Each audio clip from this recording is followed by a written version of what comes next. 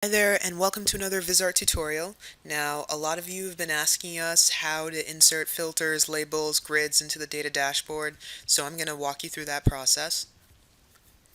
Now, once you're signed in, you'll notice on your Management Council's homepage a pre-existing project. To edit a project, we'd go to the pencil icon. That takes us to the development workbench. And I'm going to continue to build on the HR application I started in the first video, just to save time here. Now, let's focus on grids. To add a grid, we go to Insert, Grid. We'll notice our fields here on the left side from our CSV file or the Excel sheet we're working out of. And we can isolate fields by highlighting and clicking the single arrow button, or we can import all fields with the double arrow button. Let's go ahead and do that. And we'll drag and drop after it's generated.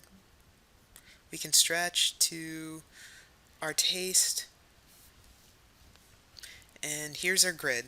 So grids are really helpful as a reference tool during the charting process, or you can add this into your dashboard for an open source project just to have all the raw data accessible to audiences. It's really helpful in that way. It's paginated, it's interactive, and a great object to add to a dashboard, I think. Now let's move on to labeling. Now you can label an object in your dashboard by clicking the pencil icon again here and navigating to layout. Here we see all the offerings for formatting. You can title a chart, change the background color, label axes, and decide which elements of the chart are going to be visible. Balloon formatting just tells the software what you want in the interactive pop-up modal box that appears here when you hover on different elements of the chart. And so let's go ahead and label this year. Label the y-axis employees. Call the chart. Let's call this chart, employee growth over time. We'll remove the legend here just so people don't get confused with field titles and all that stuff. So click Save. And here we see skewed right, a label chart. So again, we're adding some detail to a visual object in our application. It helps to curate the beats of the data story you're trying to tell, and we can do the same for maps. Just click on the pencil icon, navigate to style. Let's call this employees by state. Now you can change the background color here again. You can format numbers. You can add a scale if necessary. We click Save. And here we are, employees by state. We can label our grid as well. Same process. Navigate to layout. Let's call this HR data. Click Save.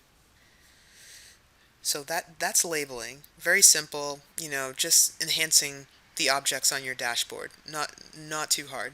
Now let's move on to filters. To add a filter, we go to Insert, Filter. Let's name the filter. Let's do a year filter. We'll select the field. Choose how we want it to be displayed. Let's do checkboxes. And there we have it, a filter panel on the left here. Now, filter panels, you can add as many filters as you'd like, and really helpful for changing the perspective or the viewpoint of your data dashboard. So let's go ahead and click 2000 just to see what it does.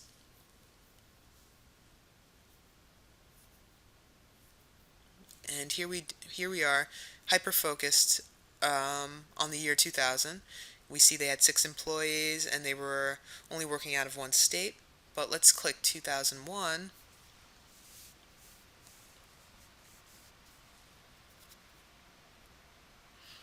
And now, we get to compare over time, really, really hyper focused on the details here. So in 2000, they had 6 employees, and, in 2001, they had 21 employees. So that was a significant jump. And they, you know, branched out to 2 more states, so, three in total. So now we're getting a really close up view of what this company's growth looked like over time. So let's go ahead and click save.